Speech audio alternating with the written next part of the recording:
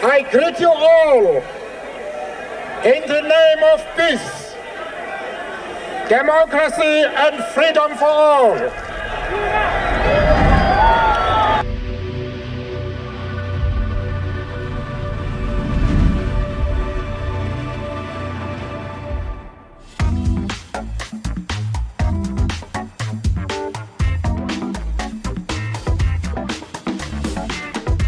Well, the man was a boxer, so clearly he had a six-pack. But I have a question. Yeah? There was this picture where, that boxing picture. Yeah? There was no six-pack. And there's internal six-pack. It's not internal.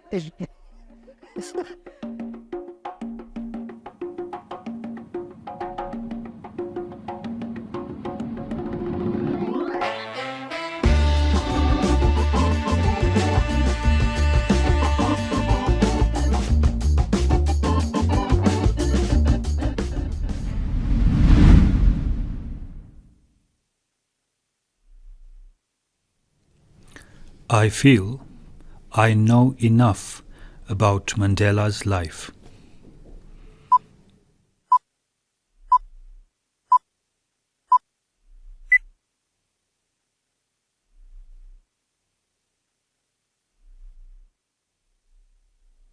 Well, I don't think I know enough. We know only glimpse about his life. I believe we're not shown every point of information. And I'm neutral. I'm not sure. I'm neutral. I think I know a lot more about him than other ANC freedom fighters and other freedom fighters in general. So relatively, I think I know more than enough. I think I know what they wanted me to know based off a book and whatever they put on media. So I don't really think that we all really know him. We just know what they put out there for us to know. So I somewhat disagree. There is too much emphasis on Mandela's role in the freedom struggle.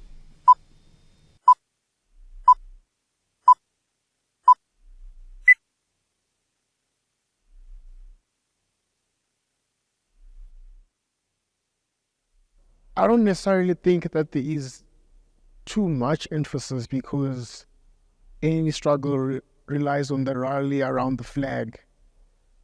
Some struggles you get to choose was the flag or what's the flag. In that case, they didn't get to choose. They just got a flag and they had to make it work. He might not necessarily been in the streets making things happen and everything, hence why you feel like you get too much credit. But then the whole movement needed a face. And I think when you look at the fights that they had to undertake, the journey they undertook, and the results, I think he gets a fair accreditation for the journey that they went through. I think he gets more credit than he deserves in a lot of situations. Well, I agree with the two ladies. A general always gets credit, but the soldiers do the fighting. So that's the same analogy. Mandela should have taken a second term as the president.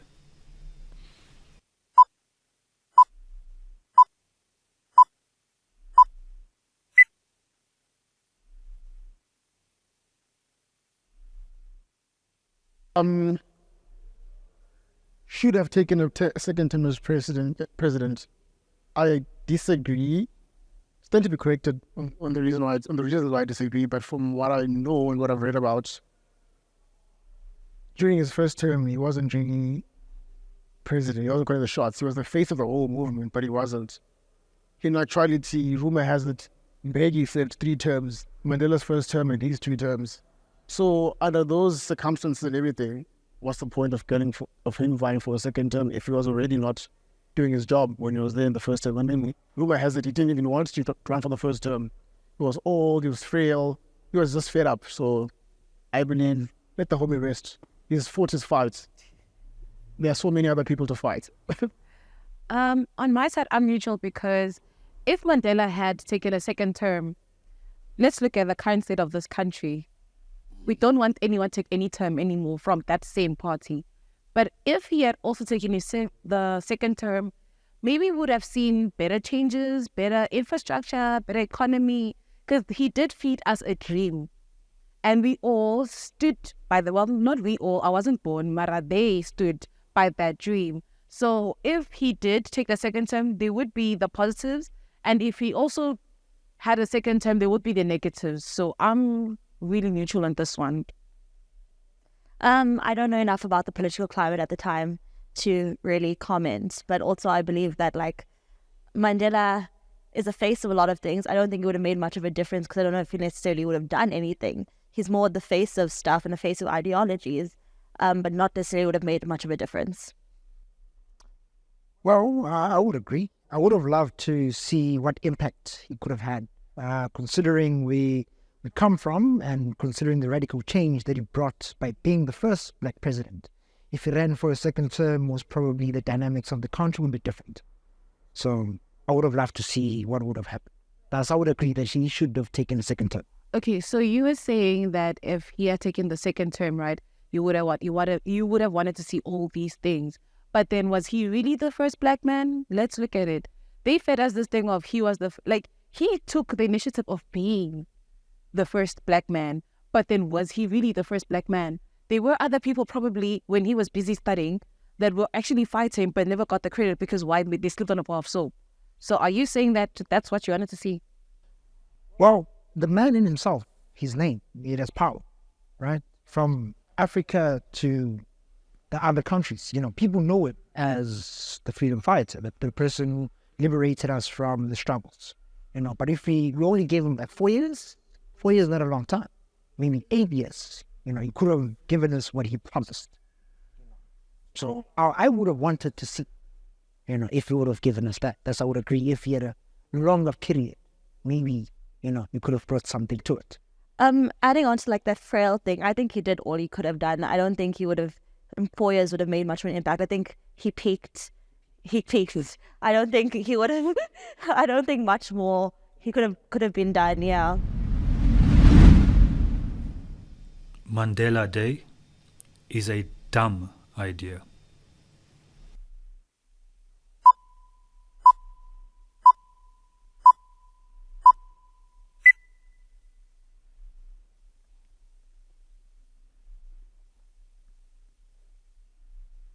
It's not dumb.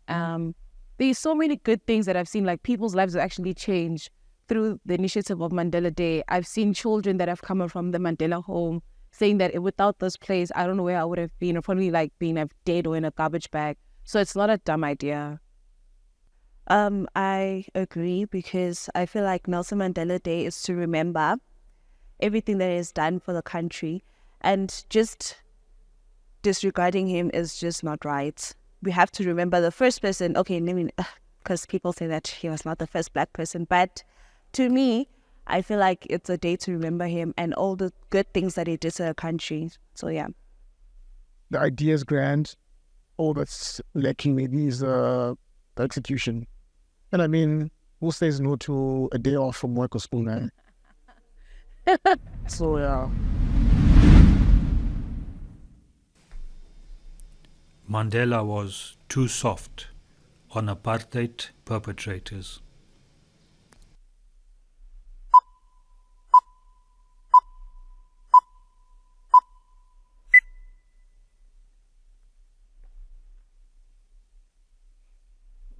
Just put it out there, was soft with the apartheid perpetrators.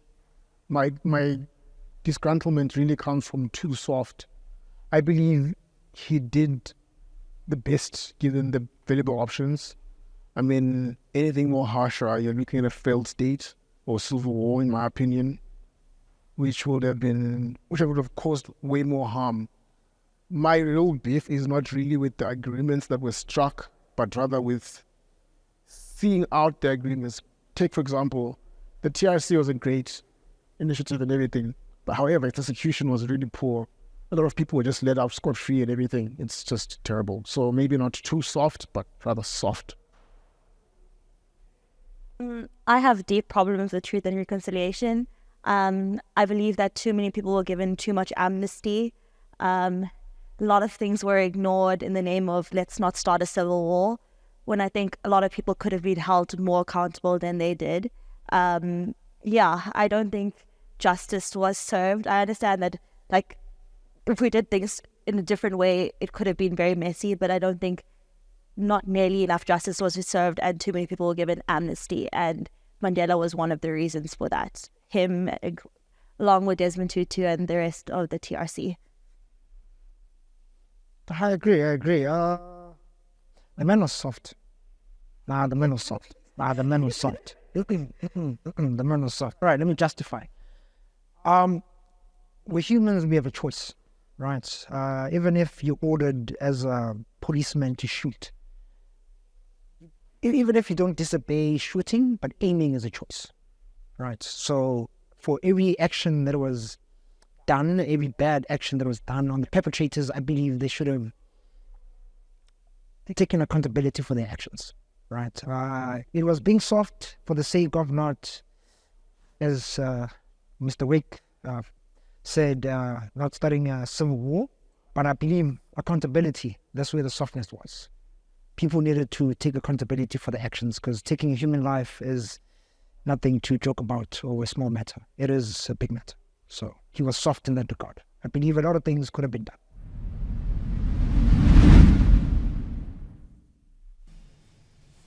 Mandela would have handled the water and electricity crisis better.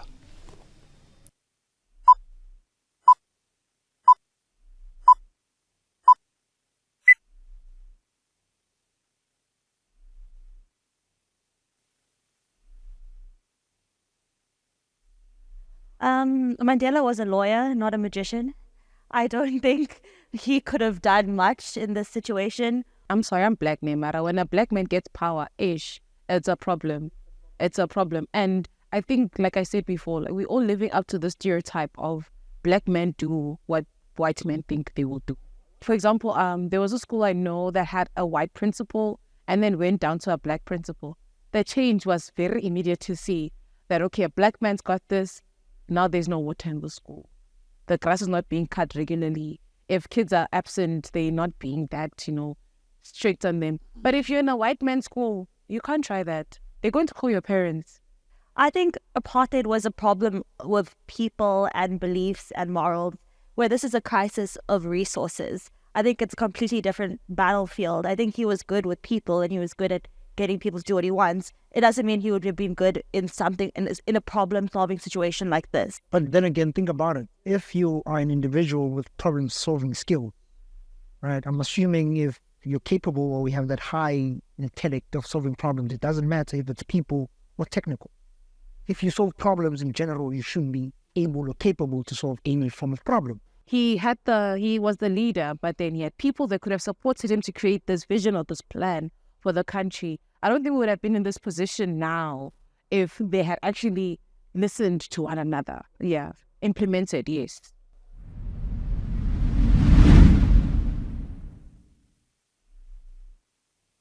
I have done enough in my personal capacity to live up to Mandela's ideals.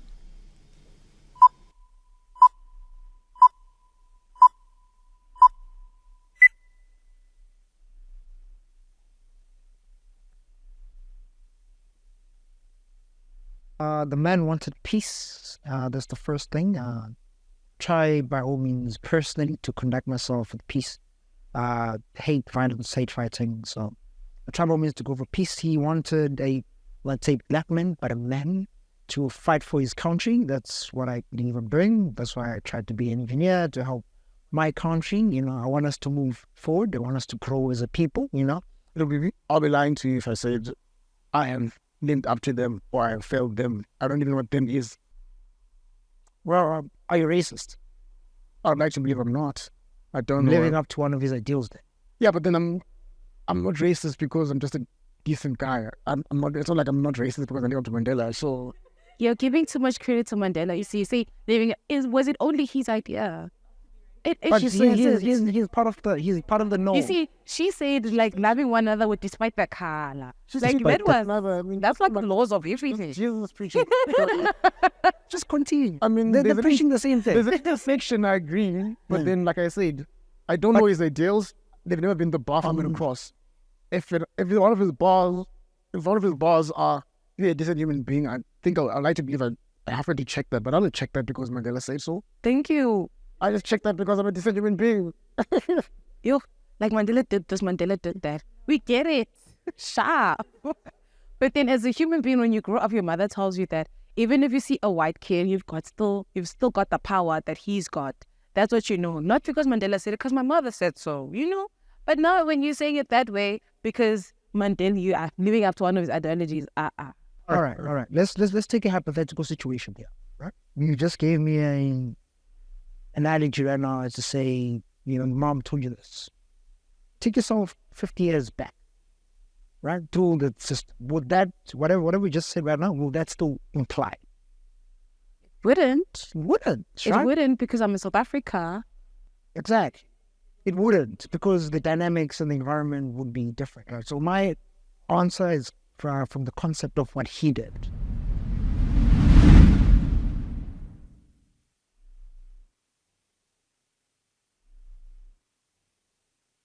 There will never be another Madiba in SA ever again.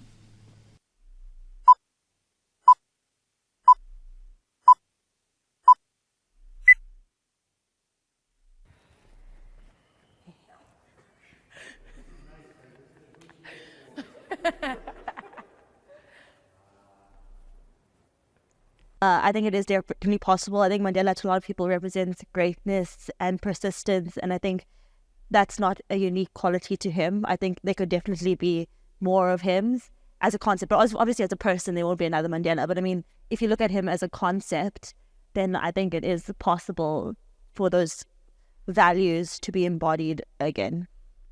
On my side, I think if, in school when they're like, you are the next Maya Angel, you could be. There is a potential that somebody could be the next Madiba, the next Nelson. So I don't really agree with the statement that they couldn't be. They could be, with just a different name. I could be the next Mandela. So they could be. Yeah. Yeah. Strongly disagree. Never.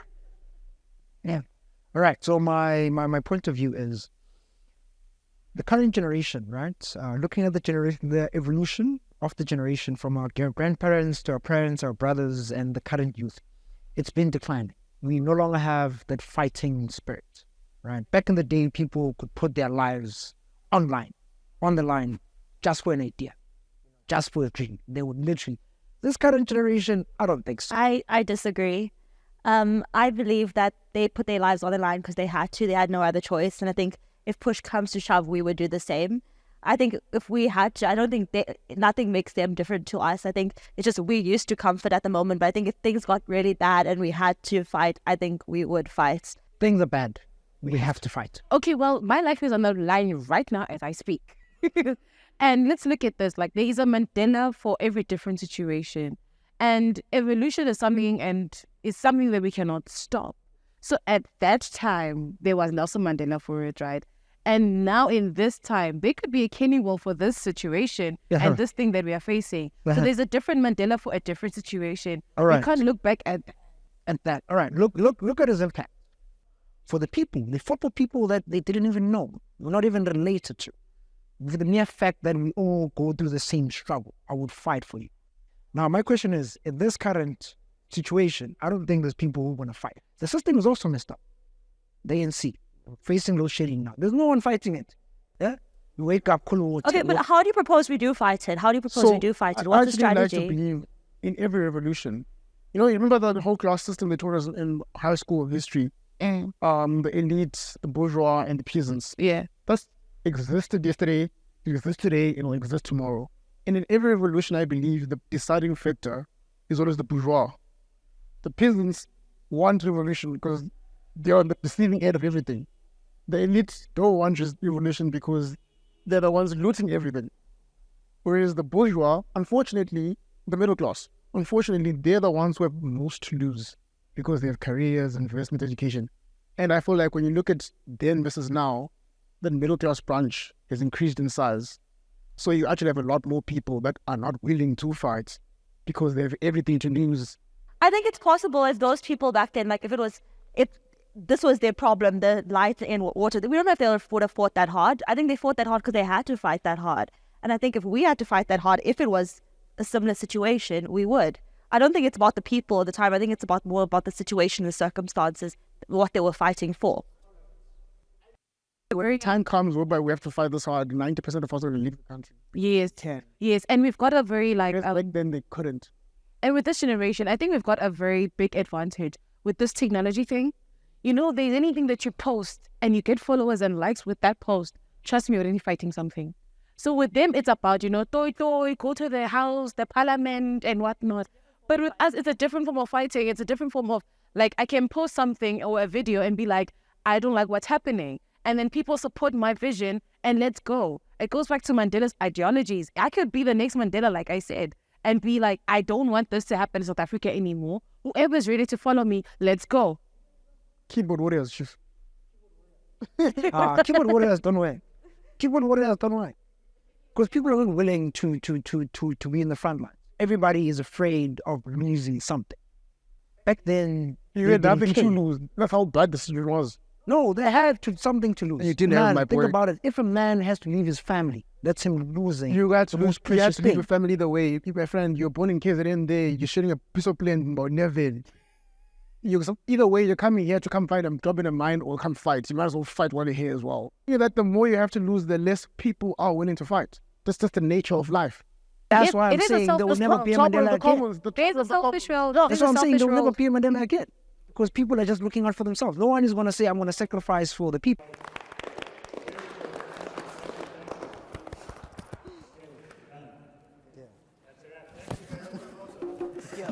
Baba, yeah.